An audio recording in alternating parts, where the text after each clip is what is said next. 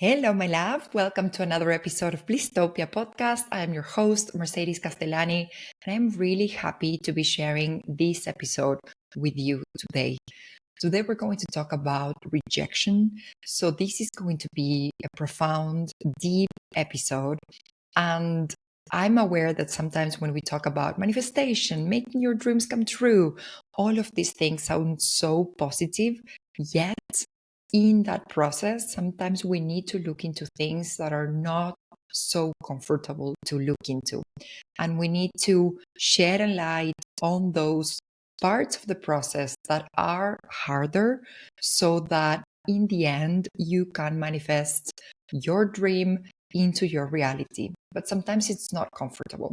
So I decided to create this episode because this topic is coming up a lot in coaching sessions lately, especially when my clients are looking for a new job or they are in the dating world. Rejection will come up. It's part of the process. There is no way you can date, you can look for a new job, you can look for a new home, whether you want to rent or buy a new home. There's no way you can sell without rejection in that process. So the sooner we learn why it's coming up and how we can handle it from a more positive way, from a more productive way, the easier your process will be, because anytime you have one of these dreams in your heart and you want to achieve one of these things, rejection will come up. As soon as you get into the car and you say, okay, I'm going to go get a new job. I'm going to put myself out there and date again. I'm going to look for a new home. I want to build a business and I'm going to sell. Anytime you put yourself on that car, rejection is like, amazing, I'm coming up with you. So rejection will be a part of the process. And again, the earlier we can learn how to manage rejection and maybe tell them to sit on the backside and not in the front side of that car, the easier the journey will be. Because the truth is that rejection will be there. And anytime you're doing any of these things, imagine looking for a new job, dating, looking for a new home, it's pretty much statistics. You will have to get maybe 100 no's, then you get 10 yes, which means that you actually go on the date, or you actually get the interview, or you actually get to visit that place. And then one of those will eventually work. So you need to be okay with those statistics, meaning that you will reach out to so many people. You're going to get a bunch of no's. You're going to get some yes. And you're going to get one big yes that will change your life. But you need to be okay with those numbers, with those proportions, meaning that you will get more no's than yes. And that's okay. That's just part of the process. And to me, every time, I see my clients on this journey, whether that's looking for a new job or dating, especially, I can only empathize with that because I've been through those things and I know exactly how much that can hurt. I've been in that same position when I was in my corporate career in marketing, looking for my dream job. And my dream job back then was to work at LVMH. So within LVMH, the part MH, they work on wines and spirits. And I love luxury, so they are focused on luxury wines and spirits. So that had always been my dream job. And I've been in many, many, many interviews with them at different points in time for different brands. There was one of them that went to the very, very, very last interview, and at the end, it was a no. And I've been there. I've been in those places. I've felt that sadness, that frustration, that sense of feeling powerless because you really wanted that thing and you do 100% of the things that were on your control. And then for some reason, sometimes they give you feedback, sometimes they don't. It doesn't work. I've been there also when I was dating people.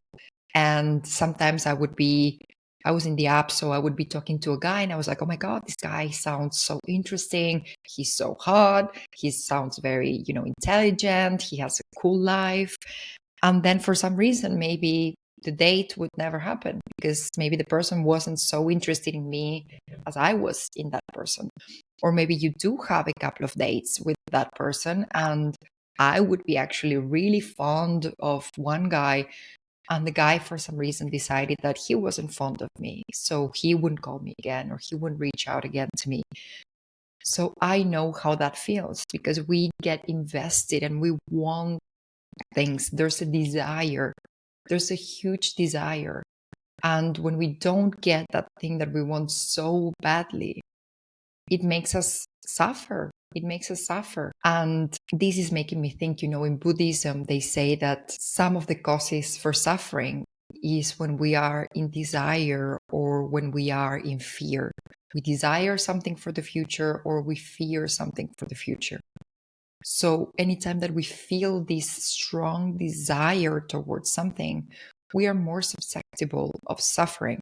It doesn't mean that we don't want to desire ever again, that we don't want to be ambitious anymore, but just know that you're putting yourself in a position that is going to make you suffer a bit more. I know rejection well because even in my own business currently, when I reach out to people, for example, inviting, if there's, I don't know, a girl that is doing something super cool and I'm like, oh my God, I really want this person in the podcast. It would be like super nice if she could come and teach us about whatever topic that she's an expert on.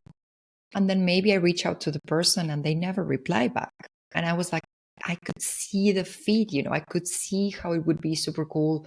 And they never reply. And that's okay. And I've had to learn to live with that. With sometimes people ghost you on messages, and that's fine. Sometimes people don't say, well, it's actually a no, I'm not interested in this opportunity, thank you. Or maybe even, when I go on client calls, in every client call, there's 50% chance that the person is going to say yes, and there's a 50% chance that the person is going to say no. Now, the more I do client calls and the more, comfortable I get with it, and at this point I am actually pretty comfortable with it, maybe the chances are 80-20, but there's still a possibility that the person is not ready for coaching right now. Maybe the person can't afford coaching right now. Maybe something else needs to happen in their life before they can do a coaching process. Maybe they don't think I'm the right coach for them. Maybe I don't think they're the right coach for me. In that case, I will be the one not rejecting them, but gently guiding them towards another coach or a therapist who could be more suitable for the person. But I'm always open when I go to a client call to the possibility of getting rejected, and that's okay. I really had to work through that so that, it doesn't hurt that much and I don't take it personally. And even when I think about, times in my life when I wanted to rent an apartment or I wanted to buy this apartment that I'm currently living in, you put yourself out there and there will be rejection. Maybe there's an apartment that you love and they've just rented. The person right before you was the perfect match and they've just rented it. Or maybe you love it, but for some reason they prefer someone else or they don't like your profile so much. It could be anything. But what I'm trying to say is that I know this feeling very well in my life because anytime that you have something in your mind, you put yourself out there and you're risking rejection. Now, when I think it hurts more is that sometimes there's periods in your life, for example, if you're unemployed right now and you're looking for a new job, it could happen that there's a compound effect of rejection and frustration over time. Because if you've only been looking for a job for 2 or 3 weeks, it's like you're new, you have all your energy, it's out there, okay, let's do it, let's conquer this thing. So you have that energy. But maybe months go by and you get rejected on month 1, month 2, month 3, month 4, month 5. 6, 7, 8, 1 year. And then the rejection and the frustration, they compound over time. And it's harder and harder as the time goes by to catch yourself, to not fall into the trap of rejection, to not take it personal and start thinking, for example, if you're dating, what's wrong with me? Maybe someone will never love me. Why is it not working? It's been so many months, years that I've been dating. Why is it not working? Am I the problem? Am I not worthy of love? Am I inadequate? Is there something in me that is making me inadequate for the love that I want? If you're looking for a job and it's been many, many months, maybe 1 year that you've been looking for a job, and you start thinking, maybe I'm not that talented. We start getting those voices in our mind. Maybe I'm not that talented. Maybe I've lost it. Maybe I'm not a fit for the market anymore. Maybe I'm not so attractive anymore for the market. Maybe I need to get another certification, another master, another thing that it's going to make me more adequate for this. Or it could also happen that we start doubting our own standards. If you're dating, you could be starting to think, am I aiming too high? Does that person even exist? Am I being, not realistic? If you're looking for a job, you could start thinking, maybe I'm aiming too high. Maybe that super senior role that I want, it's out of my reach. Maybe, maybe the salary that I want is way too high. And that's where I want to catch you, right there. Because it's not the rejection that it's a problem. It's the thoughts and the conclusions that you're having because of those rejections. And that's where I want to catch you. And that's where I want to offer you these podcasts so that you don't fall even further down that spiral. Again, I know that spiral all too well, and I want to catch you before you go there. So my offer, my invitation, when you are on this process of looking for a new job, dating, selling, and trying to develop your own business, looking for a new home, and you've suffered a couple of rejections, and that rejection is starting to kick in. Now, what I want to offer you is the following. Let's imagine that you're looking for a new job and you have one rejection, 2, 3, 4, 5. Now it's like number 8 or 9. It's the 8th or 9th rejection that you've had. And then there's this job that comes up. It's like number 10, opportunity number 10 that you're going to have. And you're like, oh my God, this is literally my dream job. It's like the dream company. And the benefits sound super cool. And the role itself, it's perfect for me. I would be amazing for this. You're absolutely like in love, fantasizing about how your life is going to be so amazing with this new job, etc. And now for some reason, they decide not to hire you. Maybe you're in the process, maybe you're in the last stages of the process. For some reason, they're like, nope, it's not here. This is not your place. We're sorry. If you're lucky, they'll give you feedback. Sometimes they won't give you feedback. And that's when you crumble down again. But what I want to offer is a different perspective on this, because you are looking at this situation from, with all due respect, a limited point of view. You're looking at this situation from your own point of view and the fact that you would want that job, right? Your preference would be to have that job. The preference might be very strong. The desire might be very strong. But what if, in the big scheme of things, now put yourself up there, imagine you're the universe, God, source, however you want to call it. From that perspective, there's a whole web of things happening. And imagine that there is one line of different things that are happening and moving, and people meeting, and jobs being taken or not taken, etc. Imagine that there's a line there. And by you taking that job that you wanted so badly, 2 or 3 years down the line, there's a business trip, you're on a train, that train crashes, and eventually you die. Don't know. You don't know. It could be that by you taking that role that you want so badly, from your perspective, 2 or 3 years down the line, it actually costs you your life. It could also be you taking that role asks you 2, 3 years down the line to move to a new country. And then by moving to a new country, you don't meet the love of your life who's actually living in the country where you are right now. And that by you getting another role, you stay in that country, and then maybe you meet the love of your life. So you are there feeling frustrated, pissed off, sad, rejected. But in reality, maybe you've just literally escaped death.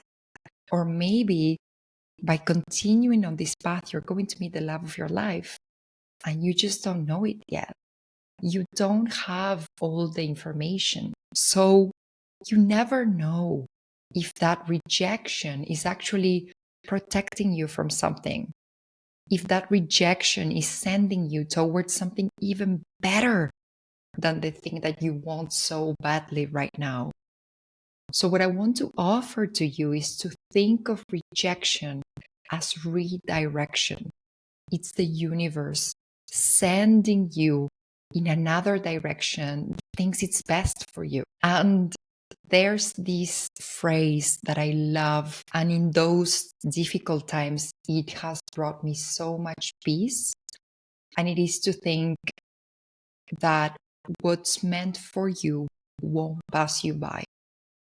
What's meant for you won't pass you by. And I know I have applied this in moments, in process like this. For example, when I was buying a home, and this was back in 2021, I think. And I bought my first property 100% on my own.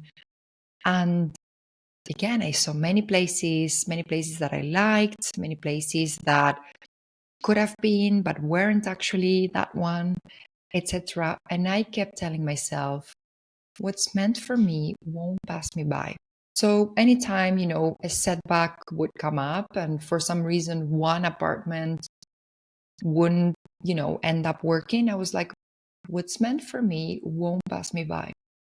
I am 100% sure. I trust. If the operation falls down, it means that it's just not for me. It means that that's not the place where I'm supposed to live. And then when I found the apartment where I'm currently living, the operation was so easy. Everything was so smooth. Yes, I had to be, quite reactive, send everything quite quickly, move very quickly, because I wanted this place, because I was like, oh my God, I love it. Like, I absolutely fell in love the first time that I walked into this apartment. I was like, oh, this is it. This is it. And everything went so smoothly. The operation went really smoothly. Everything worked out perfectly. And here I am. By repeating this phrase, what's meant for me won't pass me by, it gives you that trust back. Just letting life unfold and then making it mean something. And you make it mean, if it works, it's for me. If it doesn't work, it's not for me.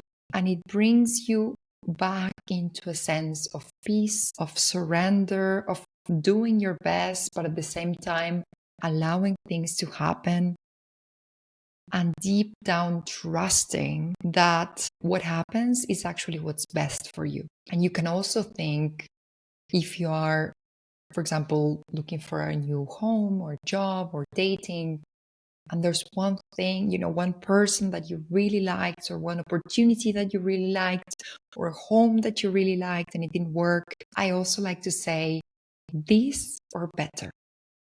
This or better. This thing that I really liked, but it didn't work, this opportunity, this person, this home, depending on your circumstances, it's this or something better. So you're also setting your standards for the universe, being like, I like this and it didn't work. I'm going to trust that you know better than me, but I want this or something better. And I'm waiting. I'm here. I'm ready. Give it to me. So when you are on these processes of dating, looking for a new job, etc., and you happen to feel rejection, there's a couple of things that you can do. First of all, you want to acknowledge and validate your emotions. We're not here to say that we need to be positive all the time and it's good vibes only. If you really cared about that person and that person is saying no, it hurts. It really hurts. If you really wanted that job and you don't get it, it hurts. So we need to acknowledge the pain that we're going through. We need to acknowledge that it hurts to be in that situation and to receive a no as an answer, or to never receive an answer and then understand that it's a no. So we want to acknowledge and validate our emotions. And you can even, tell yourself, I totally get it. Like if I were you, if I were in that position looking for a new job, super excited about it, and then I wouldn't get it, I would be feeling exactly like you. It's so normal that you're feeling this way. You were really excited about this and it didn't work, and I'm so sorry that it didn't work. So you can talk to yourself in a kind manner, the way you would talk to your best friend. If you had your best friend in that exact same situation, what would you say to her? And then apply that to you. Tell yourself exactly those words. Now, here's the important thing. Don't make this rejection or rejections mean anything about you. Do not go into that spiral. Get out of that spiral. As soon as you catch yourself, oh, but maybe it means no, I'm out of here. I am not going into that space. I will not follow that path. And you can reframe it by thinking about all of the things that we've just said. What's meant for me won't pass me by. And this hurts, but then it also means that this was not for me, and that's okay. It's hard to get a no, but I accept that it's maybe not the best for me. And then what's meant for me won't pass me by. It's coming my way right now. Then what you can do when you get, a rejection like this is to learn, improve. What worked? What didn't work? What can I do better next time? How can I improve? If you're going through interviews, how can I make sure that my interviews are on point, that I sound super confident, that, that I know exactly what to do? How can I improve that? How can I learn? If they're telling me that maybe my level of English is not so good and that's why I'm not getting the jobs, or my level of whichever language you need for that job, then take that opportunity and learn that language, get better at that. And even learning will sometimes mean changing your strategy fundamentally. Maybe there's an issue with your strategy in dating, an issue with your strategy in looking for a job. For example, when I was dating, I had a pattern of looking for emotionally unavailable guys because I had many unresolved trauma, and that led me to be interested in guys who were not available. So imagine what would happen. We would go on dates. I would fall in love. I really wanted to be with that guy. And the guy was like, oh, but actually, I'm not available. I'm not looking for a relationship right now. And I would get, of course, rejected because my whole strategy was wrong. Why was I going to the guys that were not available in the first place? So maybe there's a fundamental issue with your strategy, whether that's for dating or for your job search. Try to understand if your strategy is the right one or if there's a fundamental change that you need to do so that you get a different result next time. What did I do? I fundamentally changed my strategy and I was like, I'm only dating guys who are emotionally available. If they say that they don't want a relationship, that they don't have time for a relationship, that they only want to have fun, I run away. That's not the guy for me. I reject the guy because that's not what I want right now. And then, of course, change my strategy, met an amazing man, and the rest is history. We're building a future together, a life together. So understand if you can learn something, whether that's small things or fundamental things like changing your whole strategy. And then focus on what you can do. Do your absolute best, the things that are under your control. Make sure that you do 100% what you're being asked to do. Make sure that your part is on point so that you have nothing. If it doesn't work, you gave everything that you had in your power. You put everything out there. And if it didn't work, it didn't work. It wasn't for you. But you did 100% what you had to do.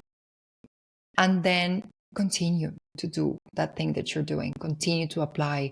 Continue to go on dates. Continue to send messages, to visit new homes. Believing that what you seek is seeking you. I love to think, for example, when you're looking for a job, right? And you're like, oh my God, there's not opportunities out there. Where are these opportunities? And then on the other hand, I think of the people in HR or the people in headhunter agencies. And they're like, we have this job. Where are the candidates? Where are they? We can't seem to find the right person for this. So you have the two parties who are wondering, where's the other part? And when you're looking for a job, you tend to think there's so many candidates out there, right? There's an abundance of candidates and there's a shortage of opportunities. And then on the other side, the headhunters are like, we have so many opportunities. We can't seem to find the right candidates for them. There's an abundance of job offers and there's a shortage of good candidates. And it's really fun when you look at it in this perspective and you can tell yourself, what I seek is seeking me. I'm looking for a new job. There's a headhunter over there. There's a hiring manager over there looking for me as well. If you're dating and you're like, oh my God, where are the good guys? All the good guys are gone. Think that there's a guy out there who's feeling lonely. And he's like, where's my girl? I wish I could take her on a trip. I'm going to go on this trip alone, but I wish I could take her on a trip with me. Where's my girl? And he's also out there looking for you. So what you seek is seeking you. It's a matter of time until both parties meet and both parties get their needs fulfilled in different ways, of course, for a job, for dating, for a new home, etc. Now, it is important to say, and we're going to go a level deeper here, it is important to say that every time that we put ourselves out there for these different situations, we will experience rejection. Now, some people will have what is called a rejection wound. And for those people, rejections that hurt for every human being will hurt even deeper when you have the rejection wound. Now, let me explain what the rejection wound is, where it comes from, etc. And I have a neighbor who's making a bit of noise. So there's this book, which is called Heal Your Wounds and Find Yourself by Lise Bourdeau. She's a French author. And she explains how there are 5 core emotional wounds that people may develop. These core emotional wounds are rejection, the wound of rejection, the wound of abandonment, the wound of humiliation, the wound of betrayal, and the wound of injustice. I'm not going to cover all of those, and we're going to focus on the wound of rejection because this is the one that is extremely relevant for this episode. So when we have this wound of rejection, it means that we tend to feel rejected, unworthy, unloved by certain situations. So what's putting people in a difficult position, it's going to put people who have this wound in a very, very delicate place. And this wound will often come up from childhood, between ages between 0 and 3, if the child feels unwanted or abandoned by a parent. So this wound, and this here we're going a little bit more into psychology. This wound happens when the parent of the same sex, so if you're a man, your father, if you're a woman, your mom, made you feel unloved, unwanted, neglected. Mind you, they could have done that for many different reasons, and the sooner we forgive them, the better. But the truth is that if you felt unloved, unwanted, neglected in ages 0 to 3, you will develop a deep sense of rejection. And you're going to walk through life as an adult getting really, really hurt every time you feel a rejection, that you interpret a certain situation as a rejection. So this can happen because of two different reasons. Basically, it could be that the caregiver of the same sex made this child feel unloved, unwanted, neglected, and then there's this deep sense of rejection. It could also happen that this child was not allowed to express themselves freely, to be fully themselves, or they were criticized for who they are. Maybe, you were a child and you just wanted to sing and dance and you were super cheerful, and your parents were like, "You're too loud. What are you doing? You're too loud. Like, shut up." That can create right there a wound of rejection, because now you're feeling unloved for who you are, unwanted, and criticized for who you are. So deep down, you feel unworthy of love. So in the very, very, very end, what's going to happen is that a person who has the wound of rejection feels like they are unworthy of love and acceptance for who they are. So that's where I want to distinguish how rejection feels for people in general and how rejection feels for people who have the rejection wound. Now, people who have the rejection wound will try to protect themselves from such pain, because this is deep, deep, deep pain, feeling like you're not loved, like you're rejected. So they might withdraw, they might avoid certain situations, they might have fears of being seen or exposed because they know that deep down they could get rejected, and that creates a lot of pain. And they could also reject other people to avoid being rejected. So I'm going to say no because I don't want you to say no to me. Or they will engage in self-sabotage situations to avoid potential rejection. So for example, all of a sudden you are sick and you cannot go to an interview. So it's kind of like you're self-sabotaging you to not go to the interview and avoid being rejected. Or all of a sudden you're too busy to go to that date, but deep down you're afraid that maybe you go to that date and you like the person and they reject you, and that hurts way too much. So your subconscious mind will protect you from that situation that seems unbearable because of that rejection wound. So in this case, when we dig deep, deep down and we recognize that we might have the rejection wound, then my invitation to you is to go and take a look. I know it hurts, I know it's difficult, but the only way out is through. So you want to look into that wound, what's happening. You want to talk to that inner child. You want to do, inner child work, self-love work, so that if someone rejects you, it doesn't matter that much because you appreciate yourself. You love yourself. You know how amazing you are. So if a guy or a company or a landlord doesn't see your value, it doesn't really matter because you see your value. Yes, it hurts to have that rejection, but you're still amazing. You're still you. You're still amazing. And you're going to get over that rejection. So if you do suspect, with this explanation that you might have that rejection wound, then I definitely invite you to dig into that, to read this book, Heal Your Wounds and Find Yourself by Liz Bordeaux, and try to heal that rejection wound. You might need the help of a therapist to heal this wound. You can read about it, you can journal about it.